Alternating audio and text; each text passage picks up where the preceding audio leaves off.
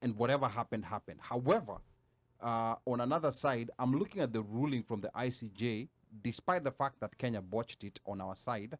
I'm looking at the ICJ ruling, and I'm seeing it creating conflict in Africa with other countries.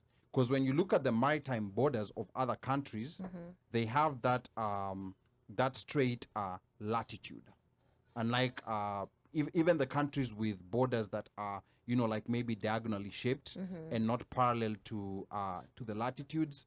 So when you look at the other maritime borders, they're those straight latitudes. So, for example, if we decide to do the same thing on the Tanzanian maritime border, with what the court has decided, it means that if we draw that straight line, it's gonna cut right across the island of Pemba, which is part of Zanzibar, which is part of Tanzania. It's gonna cut right across the line of Pemba, and it's not only the Kenya Tanzania border and the Kenya-Somali border, it's so many other borders in Africa, The rest of them going because down. now people are watching. And I think, unfortunately, there's foreign, you know, powers who are looking at, you know, like oil and gas blocks within the ocean, and are the ones who are encouraging, you know, like, for example, Somalia was definitely encouraged to do this by powers that are interested in grabbing some blocks. It's easier to do it from Somalia than it is from Kenya, because Kenya, you know, like, there are some laws that have to be followed and everything. So that's where we are. Uno. My issue is this. You can fight, you can uko ICJ and say this, that, the other, whatever, but at the end of the day, the resources that are supposedly being fought over, who are they going to benefit in the end, in the long run? We've seen uko Tulo oil, uko Turkana. See, we found oil, but we've never had. What have we had? What has been presented? What do we know? Do we know anything about the oil or the deposits or whatever, if it has been removed? Or many people don't even know that.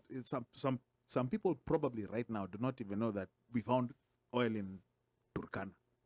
We don't even know how much the quantity is, how long it's going to be, the processing, what's going on. We don't. So now, so they said it's not commercially viable to mine. That's what they said. Oh, they say that? See, I didn't even know that. You see, they said that, right? But But we don't, you know, again, me being the skeptic that I am, and I'm very skeptical. I don't, you know, it's like, That was okay, after years of drilling. after years of drilling.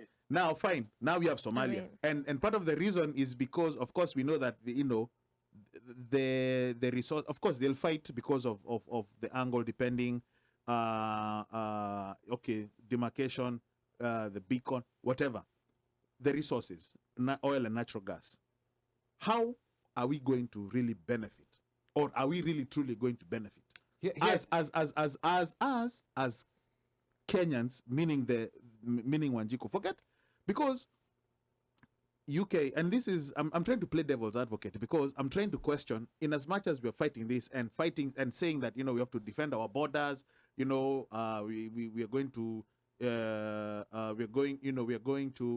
a speech that he gave, we are going our territories and what is for us, you know, stuff like that.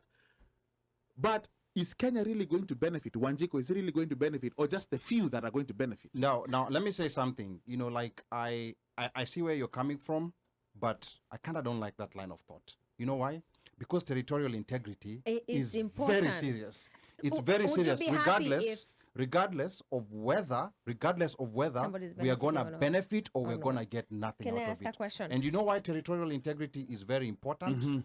Because, you know, like, if especially like a lot of foreign powers, you know, look at this and see this as a gap where they can go encourage, you know, like someone on the other side to do something to get certain parts. There was a point Idi Amin wanted very huge portions of Kenya. That's the thing. All the way up to Naivasha. It's ocean, but they can get land as well. Yeah, so I think it's one thing, you know, like, to think about and try to imagine, you know, like, what Wanjiku will benefit. But this right here, this is very serious. Now, I agree with you. Yeah. Lazima. Because when you look at how Somalia was quick to accept, yeah, very quick to accept. You're right, meaning that they are, because you have to look at it from that perspective, that angle also. Because fine, okay, hypothetically speaking, fine, if we secede and say, you know what, we've lost 44% of the sea. We've given up 44% because of natural resources, gas, whatever. Because ideally, that is what